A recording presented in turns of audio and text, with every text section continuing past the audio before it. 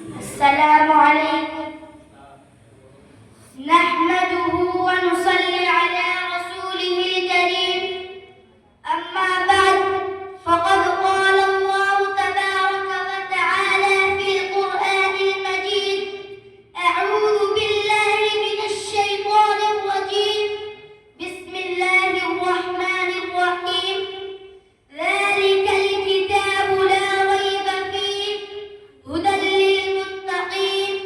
وقال النبي صلى الله عليه وسلم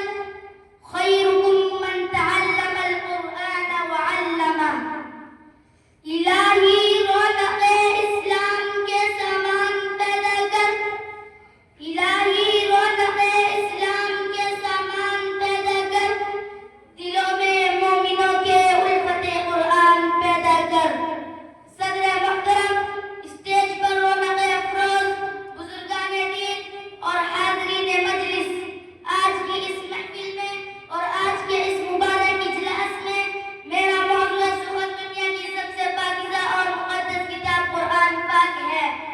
ہمیں چڑھتے سورج کی طرح یقین ہے کہ اس کا ایک ایک حرف سچا اور صادق ہے وہ قرآن پاک جس کی زبان مقدس بیان مقدس اور جو فصاحت و بلاغت کا چاٹے مارتا سمندر ہے جس کے متعلق ارشاد ربانی ہے قرآن وہ کتاب ہے جس کے صادق اور برحق ہونے میں کوئی شک و شبہ نہیں اور جس کے بارے میں محسن انسانیت حضور پاک صلی اللہ علیہ وسلم نے یہ ارشاد فرمایا کہ تم میں سب سے بہتر وہ شخص ہے جو قرآن سیکھے اور سکھائے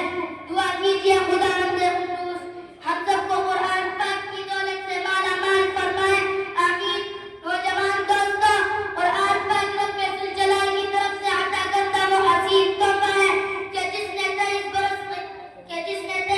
کی قلیل مدت میں پورے عالم میں وہ انقلاب برپا کر دیا کہ بڑے سے بڑے فصحاء بلغاء ادباء اور شعراء حیران شدر رہ گئے جس کی آیتوں کو سن کر پتھر دل موم ہو گئے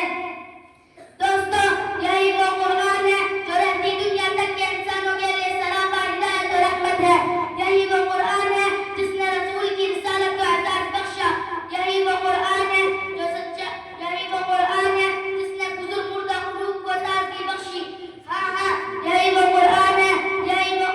وہ قرآن ہے جس نے یہی وہ قرآن ہے جس کی برکت سے جنات و شیاطین کا آسمانوں پر جانا بند ہوا یہی وہ قرآن ہے جس کی برکت سے عزت و رفعت کے شامیانے گل